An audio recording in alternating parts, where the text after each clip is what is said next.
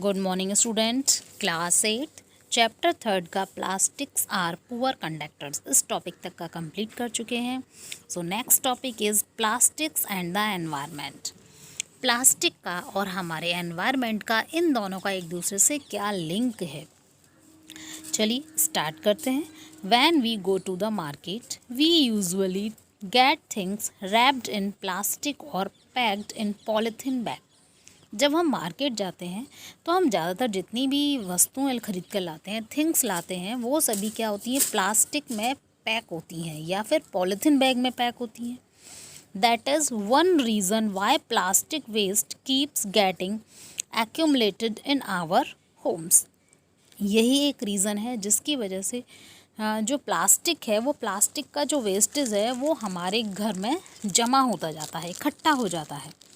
Ultimately, plastic finds its way to the garbage. Last में ये जो प्लास्टिक है ये किसके रूप में आ जाती है, गार्बेज के, यानी कि कूड़े कचरे की। क्योंकि हम जो प्लास्टिक की रैपिंग होती है उसमें से सामान तो निकाल लेते हैं और उसको डस्टबिन में डाल देते हैं, यानी कि वो क्या बन जाती है, वेस्ट हो जाती है। Disposal of plastic is a major problem. और प्लास्टिक का ये जो निपटारा करना होता है, इट मीन्स जो प्लास्टिक गार्बेज के रूप में आ गई, अब उसको किस तरह से हम यूज़ करें, किस तरह से उसको फेंकें, ये एक बड़ी प्रॉब्लम हो जाती है। क्योंकि स्टूडेंट आपको मालूम है, पॉलीथीन जो होती है, पॉलीथीन को अगर आप कहीं भी डाल दोगे तो वो एज इट इज़ ही रहती है। अगर आप मिट्टी में भी पॉलीथीन को डाल दीजिए और आप 10 साल बाद उसको खोद कर देखेंगे तो पॉलीथीन वैसी ही मिलती है। अगर आप इसको जला दोगे पॉलीथीन को, तो इससे जो निकलने वाला धुआं होता है वो बहुत ज़्यादा हार्मफुल होता है, क्योंकि उसमें बहुत ज़्यादा पॉइजन वाली गैसें होती हैं। तो इट मीन्स पॉलीथीन को ना हम जला सकते हैं ना हम गला सकते हैं। तो ये बहुत बड़ी प्रॉब्लम हो जाती है कि हम इससे फिर किस तरह से निपटें, किस तरह से इसका सही यूज़ करें।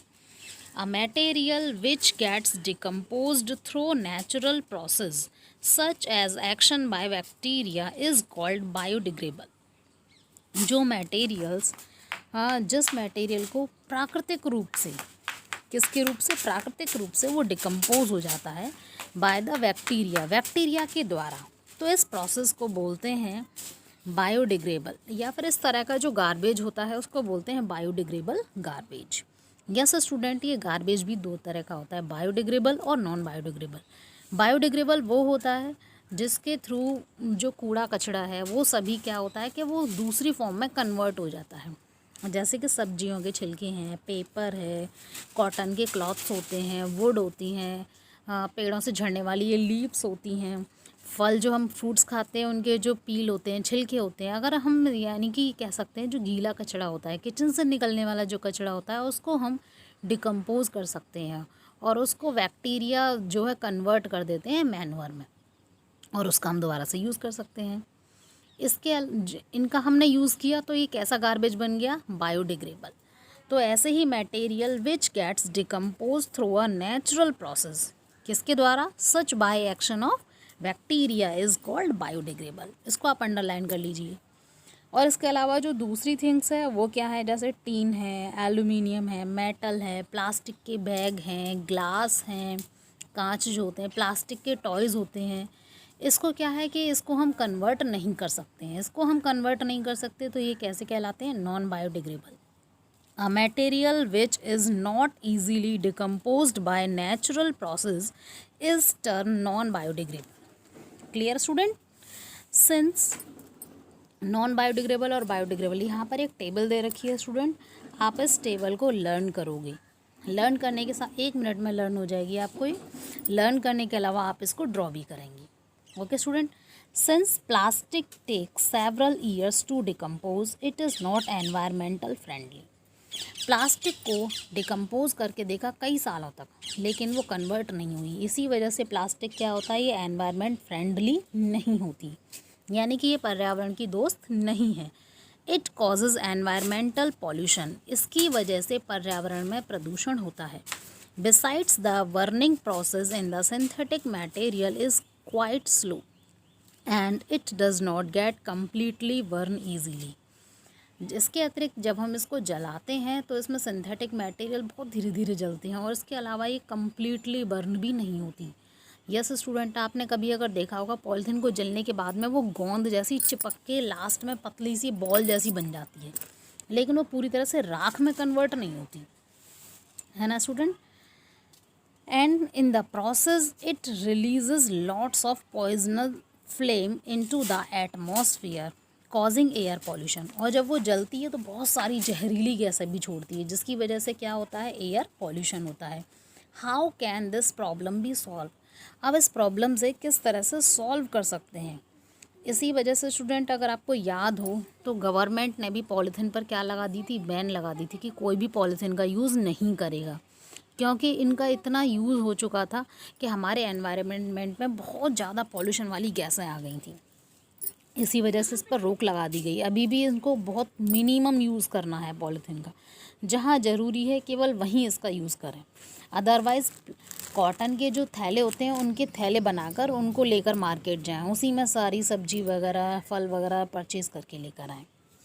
Avoid the use of plastics as far as possible. जितना पॉसिबल हो सकता है प्लास्टिक का यूज़ कम से कम करें, इससे दूर रहें। Make use of bags made of cotton और जूट। इसके अलावा आप जो बैग किसके बनाएं, कॉटन और जूट के। When you go for shopping the biodegradable and non biodegradable wastage should be collected separately and disposed of separately. इसी तरह से बायोडिग्रेडेबल और नॉन बायोडिग्रेडेबल जो वेस्टेज होते हैं उनको अलग अलग रखें। स्टूडेंट अगर आपको याद हो तो इसी वजह से गवर्नमेंट ने भी 2 तरह के कचड़े के डिब्बे रखवाए हैं, एक सूखा कचरा और एक गीला कचरा। याद है ना, गीले कचड़े का ग्रीन वाला और सूखे कचड़े का ब्लू वाला डस्टबिन इस तरह से रखवाया है। क्यों? क्योंकि जो गीले कचड़े का है यानी कि जो बायोडिग्रेडेबल है उससे तो वो दोबारा से खाद बना सकते हैं, और जो नॉन बायोडिग्रेडेबल है उसको दोबारा से क्या कर सकते हैं, रिसाइकल कर सकते हैं। Clear?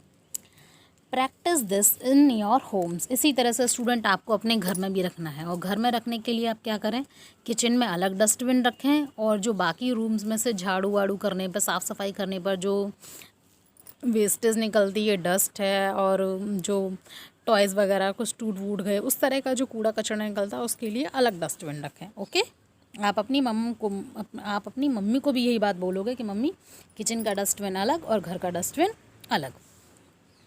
Can you suggest some other ways in which you can contribute towards reducing the use of plastic material? इसके अलावा आप हमें और भी सजेशन दे सकते हो बच्चों, नई जिससे हम प्लास्टिक मटेरियल को रिड्यूस कर सकें, उसका कुछ और यूज़ कर सकें। It is better to recycle plastic wastage. Most of the thermoplastic can be recycled. Make a list of item that can be recycled. Student plastic के वेस्ट का सबसे सही ऑप्शन यही होता है कि उसको रिसाइकल कर दिया जाए, और रिसाइकल स्टूडेंट थर्मोप्लास्टिक को ही रिसाइकल कर सकते हैं। जो थर्मोसेटिंग प्लास्टिक है उसका रिसाइकल भी नहीं होता। तो इस तरह से आपको एक आइटम्स की लिस्ट बनानी है जिनको हम रिसाइकल कर सकते हैं। थर्मोप्लास्टिक याद है ना, जो कि सॉफ्ट होती है, जिसको हम बेंड कर सकते हैं। However during recycling certain colouring अगेंस्ट are added coloring agent are added. This limits its usually, especially for storage of food. As a responsible citizen, remember the 5R principle: reduce, reuse, recycle, recover, and refuse. Develop habits which are environment friendly. Clear student? जो smart citizen होते हैं वो किस चीज़ का याद रखते हैं, वो 5R फैक्टर्स का याद रखें, यानी कि रिड्यूस करें, उसको किस तरह से हटा सकते हैं, रीयूज़ उसको दोबारा से कैसे यूज़ कर सकते हैं, रिसाइकल उसको दोबारा से हम बना सकते हैं, रिकवर फिर उस प्रोसेस को रिकवर करें, और लास्ट में रिफ्यूज़ करें। इस तरह से आप कैसे बन जाओगे, एनवायरनमेंट फ्रेंडली बन जाओगे। ओके स्टूडेंट्स, चलिए स्टूडेंट एक चीज़ और, जो आपने ब्लैक कलर की पॉलीथीन देखी है ना स्टूडेंट, जो ब्लैक कलर की पॉलीथीन बनती है ना वो रिसाइकल होकर ही बनती है। यस स्टूडेंट, जो फ्रेश पॉलीथीन होती है वो वाइट कलर की बनती है। उसके बाद में ये जो और बहुत सारा प्लास्टिक वगैरह इकट्ठा हो जाता है तो उनको मेल्ट किया जाता है। मेल्ट करने के बाद उसमें कलर डाल दिया जाता है, और लास्ट में जो ब्लैक कलर की पॉलीथीन है ये लास्ट स्टेज बनती है रिसाइकल की। इसके बाद फिर ये रिसाइकल नहीं हो पाती है। ओके स्टूडेंट, तो चलिए आज का चैप्टर बहुत अच्छा था, और स्टूडेंट इसके साथ में ही आज क्या है, आज है 5 जून, जिसको हम वर्ल्ड एनवायरनमेंट डे के रूप में सेलिब्रेट करते हैं। तो आप सभी इन सारी चीज़ों का ध्यान रखें, प्लास्टिक को कम से कम यूज़ करें और इको फ्रेंडली बने। Okay students, thank you.